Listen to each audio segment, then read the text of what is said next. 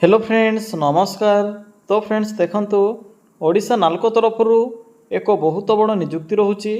एथिरे मैट्रिक और plus two पास पिला माने आवेदन करें। जदि आपण मैंने दशम कि प्लस टू टे कंप्लीट करेंगे तेबे ही नाल्को तरफ आसथिबा नुआ वैकेंसी आवेदन करें। आपण को ये 28,500 पर्यंत पर मंथ सैलरी देखा मिल जहाँकि एक बहुत भल सैलरी रोचे।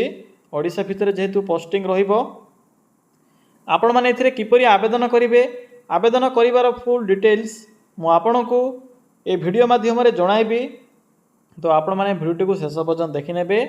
चलंतु प्रथमे देखि नेबा जे यार फुल नोटिफिकेशन टी कोन रहउची। फ्रेंड्स एई भली नुआ नुआ सरकारी जॉब रो न्यूज़ पाया पई चैनल टी को सब्सक्राइब करी वीडियो टी को पे गोटिया लाइक करि नियंतु। देखो फ्रेंड्स ए नोटिफिकेशन टी ओडिशा नाल्को तरफ आसी अछि। ऑल ओवर ओडिशा पिला माने एही पोस्ट पे आवेदन करि परिबे। बोथ मेल और फीमेल एही पोस्ट आवेदन करि परिबे। परमानेंट पोस्ट रहिबो। एथिरे ऑफिस असिस्टेंट या सहित अटेंडेंट एवं कम्युनिटी मोबिलाइजर पोस्ट पई तीन प्रकार पोस्ट पे एथिरे वैकेंसी रहउची। तो आपण माने निजर क्वालिफिकेशन अनुसार एथिरे जेकोनोसी पोस्ट रे मध्ये आवेदन करि परिबे। नेक्स्ट हूँ educational qualification matric plus two कि ग्रेजुएशन बा प्लस थ्री पास पिला माने यही पोस्ट आवेदन करें। देखि नियंतु जे मैट्रिक पास करथिले केउ पोस्ट आवेदन करें। जदि आपण माने मिनिमम मैट्रिक टे कंप्लीट करिथिबे तेबे एथिरे अटेंडेंट पोस्ट आवेदन करें। बाकी ऑफिस असिस्टेंट पोस्ट पे प्लस टू टे पास रोचे एवं कम्युनिटी मोबिलाइजर पोस्ट पे ग्रेजुएशन पास रोचे। तो आपणकर मिनिमम मैट्रिक कंप्लीट थिले आपण माने एथिरे अटेंडेंट पोस्ट पे एलिजिबल होई परिबे। नेक्स्ट होची सैलरी। जदि आपण माने ऑफिस असिस्टेंट पोस्ट आवेदन करूछंती तबे एथि पई 28,500 टंका पर मंथ सैलरी रहिबो।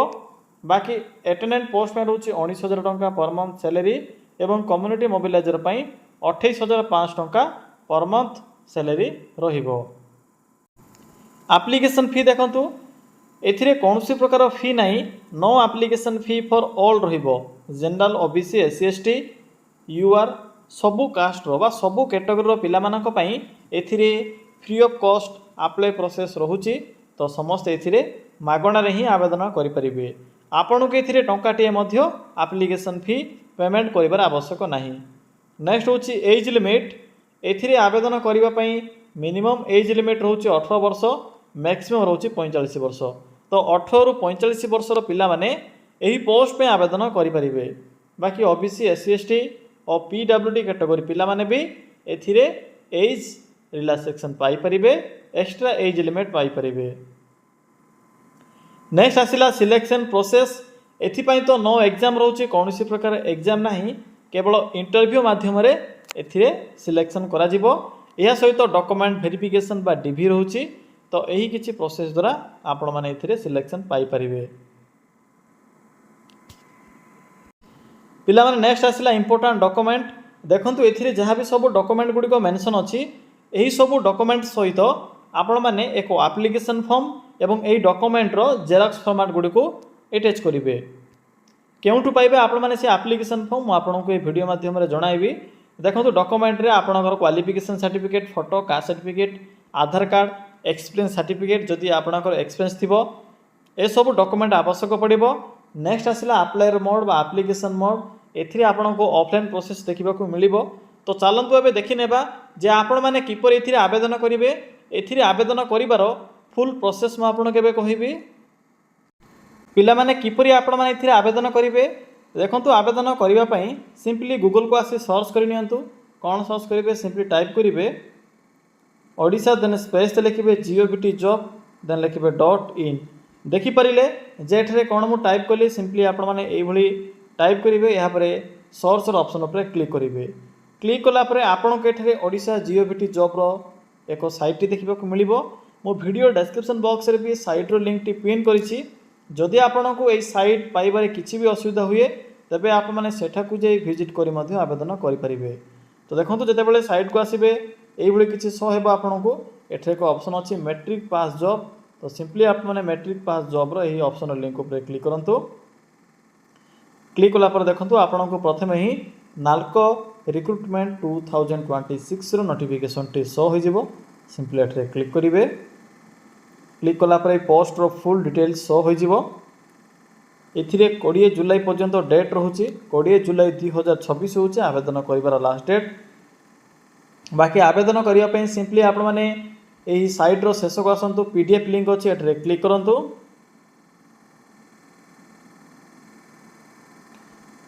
क्लिक कलापर नाल्को तरफ आसीथिबा ओडिशा कैडर नोटिफिकेशन टी शो हो देखो पोस्ट नेम कौन रोचे एथिरे कम्युनिटी मोबिलाइजर वैकेंसी रोचे एनी ग्रेजुएशन कंप्लीट करथिले आवेदन करेंगे। एथिरे मैक्सिमम एज आपंकर 45 वर्ष रोचे। नेक्स्ट आसला ऑफिस असिस्टेंट एथिरे आपंकर ग्रेजुएशन पास रोचे कि आपण मैंने डिप्लोमा पास करेंगे कि आईटी मैनेजमेंट सेक्टर जदि आपंकर थी तेज से अनुसार आवेदन करेंगे। भुवनेश्वर अंडर पोस्टिंग रहिबो। कम्युनिटी मोबिलाइजर पोस्टिंग रोचे कोरापुट दामनजोड़ी एवं ऑफिस असिस्टेंट पोस्टिंग होची भुवनेश्वर। नेक्स्ट आसला ऑफिस अटेंडेंट एथिरे मैट्रिक पास होची दामनजोड़ी रे पोस्टिंग रहिबो। देखंतु पिला माने एथिरे एक्सपीरियंस मध्ये मेंशन अछि केउथिरे एक्सपीरियंस ना देखंतु जो कैटेगरी आवेदन करेंगे जेपर कि जदि आपण माने ऑफिस असिस्टेंट आवेदन करुछन तेबे आपणक पाखरे ऑफिस रिलेटेड एक्सपीरियंस जेपर कि कंप्यूटर एक्सपीरियंस हो ए सब एक्सपीरियंस एथिरे मेंशन अछि तो चेक करेंगे भल भाव यहाँ पर आवेदन करेंगे। देखंतु एठे जॉब प्रोफाइल विषय में मेंशन अच्छी तो जो पोस्ट रे आवेदन करेंगे से पोस्ट जॉब प्रोफाइल टी को पढ़ी ने। बाकी देखो सैलरी जहाँकि मुझे पूर्व कही सारी कम्युनिटी मोबिलाइजर रोचे 28,500 टंका ऑफिस असिस्टेंट सेम रोचे ऑफिस अटेंडेंट रोचे 19,000 टंका। एबे आसिला नेक्स्ट अप्लाई प्रोसेस तो देखो अप्लाई करने सिंपली फॉर्म टी को आपने प्रिंट आउट करेंगे। प्रिंट आउट कलापर फोटो अटाच करेंगे क्यों पोस्ट आवेदन करेंगे यहाँ पर आपंकर पर्सनल इनफॉरमेशन गुड़िक फिलअप करेंगे।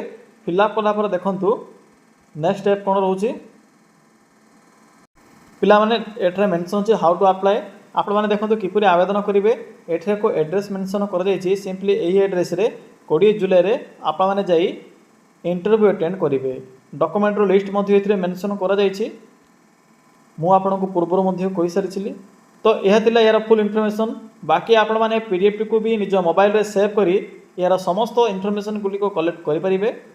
तो पिला माने जदि आपनको किछि भी डाउट लागे तेबे कमेंट सेक्शन कमेंट करी जणाई परिबे।